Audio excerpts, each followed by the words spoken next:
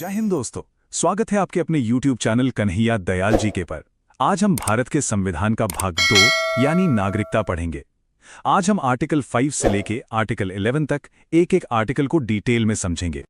जरा सोच के देखिए, साल है 1947, देश का बंटवारा हो चुका है और लाखों लोग अपना घर बार सब कुछ छोड़कर एक अनजाने भविष्य की तरफ बढ़ रहे हैं। कोई पाकिस्तान से भारत आ रहा है, कोई भारत से पाकिस्तान जा रहा है। उस दर्द और अफरा तफरी के माहौल में एक नए नवेले देश भारत के सामने सबसे बड़ा सवाल था, आखिर हम अपना किसे कहेंगे? कौन होगा इस देश का नागरिक?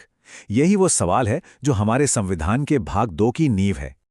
तो इस मुश्किल सवाल का जवाब कहाँ मिलेगा? बिल्कुल, संविधान के भाग 2 में। आज हम इसी की एक एक परत को खोलेंगे। सबसे पहले समझेंगे कि नागरिकता का ये पूरा मामला था क्या। फिर देखेंगे कि संविधान शुरू होने पर नागरिक कौन बना। इसके बाद हम बंटवारे के लिए जो खास नियम बनाए गए उन्हें जानेंगे और हाँ, ये भी समझेंगे कि नागरिकता बनी कैसे रहती है या जा कैसे सकती है। और आखिर में इस पूरे टॉपिक पर कानून बनाने की सुप्रीम पावर किसके पास है। तो चलिए शुरू करते हैं। तो हमारा पहला टॉपिक है नागरिकता का ये बुनियादी सवाल।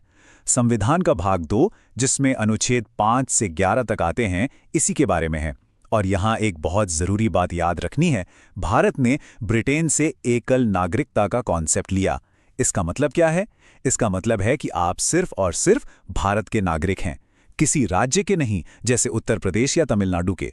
ये देश को एक रखने के लिए एक बहुत बड़ा और जरूरी कदम था। नागरिकता की ये जो पूरी कहानी है ना, वो इन्हीं आर्टिकल्स में बंद है, अनुच्छेद 5 से लेकर 11 तक।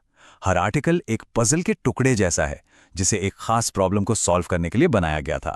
तो चलिए पहला टुकड़ा उठाते हैं, अनुच्छेद 5। अनुच्छेद 5, ये समझिए कि नागरिकता की किताब का पहला चैप्टर है।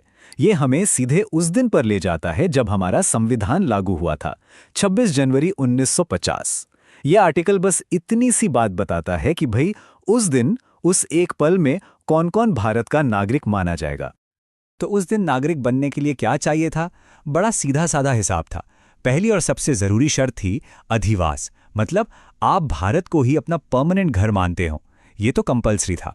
और इसके साथ साथ इन 3 में से कोई भी एक शर्त पूरी करनी थी, कोई भी एक। या तो आप भारत में ही पैदा हुए हों, या फिर आपके माता पिता में से कोई एक भारत में पैदा हुआ हो, या फिर आप संविधान लागू होने से ठीक 5 साल पहले से भारत में रह रहे हों।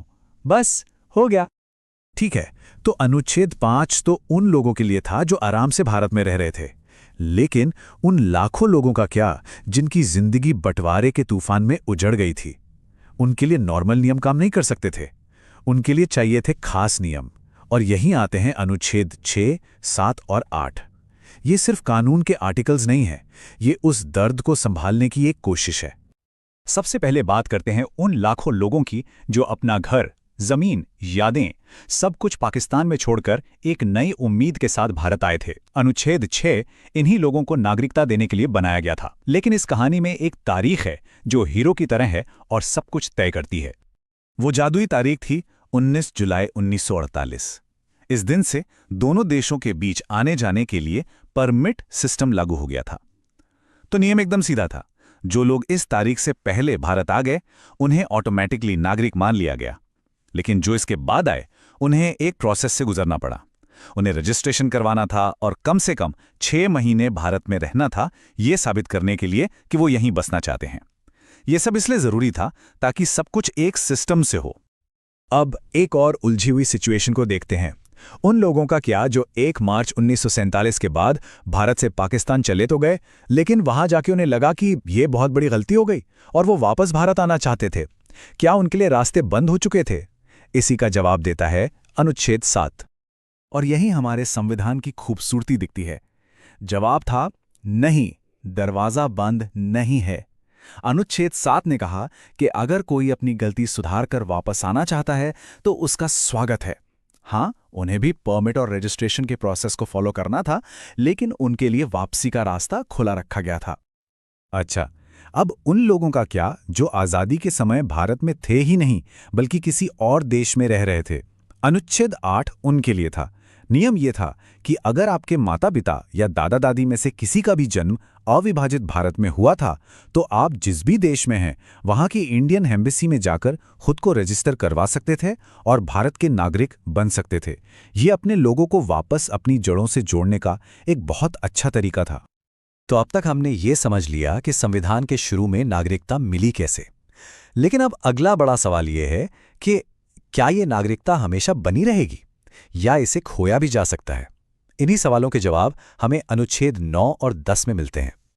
एक सवाल जो हर किसी के मन में आता है, क्या कोई इंसान एक ही टाइम पर भारत और मान लीजिए कनाडा दोनों का नागरिक हो सकता है? अनुच्छेद 9 इसका बिल्कुल साफ और सीधा जवाब देता है। और जवाब है एक बड़ा सा नहीं। अनुच्छेद 9 एकदम क्लियर है। जिस पल आपने अपनी मर्जी से, अपनी इच्छा से किसी और देश की नागरिकता ले ली, ठीक उसी पल आपकी भारतीय नागरिकता अपने आप खत्म हो जाएगी, ऑटोमैटिकली। इसमें कोई सवाल जवाब नहीं है। इसको ऐसे समझिए, भारत कहता है कि आप एक साथ दो नावों पर सवार नहीं हो सकते, आपको एक को चुनना ही होगा। अगर आपने किसी और देश की नाव चुन ली तो भारत की नाव आपके लिए रवाना हो जाएगी। ये दिखाता है कि भारतीय नागरिकता सिर्फ एक अधिकार नहीं, बल्कि देश के लिए एक कमिटमेंट है। अब आता है अनुच्छेद 10। ये हर भारतीय नागरिक के लिए एक गारंटी की तरह है, एक सुरक्षा कवच है। ये कहता है कि आपकी नागरिकता कोई अपनी मनमर्जी से नहीं छीन सकता। आपकी नागरिकता बनी रहेगी, लेकिन हाँ, ये संसद द्वारा बनाए गए कानूनों के अधीन होगी। मतलब ये नागरिकों को एक तरह की सिक्योरिटी देता है। और अब हम आ गए हैं इस भाग के सबसे ताकतवर अनुच्छेद पर, अनुच्छेद 11। ये वो आर्टिकल है जो नागरिकता से जुड़े भविष्य के सारे नियम कानून तय करता है और ये बताता है कि इस मामले में असली बॉस कौन है। अनुच्छेद 11 कोई कंफ्यूजन नहीं छोड़ता। ये साफ साफ कहता है कि नागरिकता से जुड़ा कोई भी कानून बनाने का अधिकार, चाहे वो नागरिकता देना हो या लेना हो या कोई भी नियम बनाना हो, वो अधिकार सिर्फ और सिर्फ भारत की संसद के पास है। इसका मतलब कोई भी राज्य सरकार इस पर कानून नहीं बना सकती। ये पूरी तरह से केंद्र का विषय है जिसे हमारा गृह मंत्रालय देखता है। तो क्या संसद ने अपनी इस सुपर पावर का इस्तेमाल किया? जी हां, बिल्कुल किया।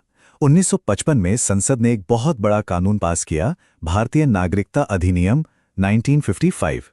याद रखिएगा, अनुच्छेद 5 से 10 तो ज्यादातर बंटवारे के समय के लिए थे, लेकिन आज की तारीख में और आने वाले समय में नागरिकता कैसे मिलेगी या कैसे जाएगी, ये सब कुछ इसी 1955 के कानून से तय होता है। उम्मीद है अब आपको आर्टिकल 5 से 11 तक सब क्लियर हो गया होगा। चैनल को सब्सक्राइब करें। जय हिंद।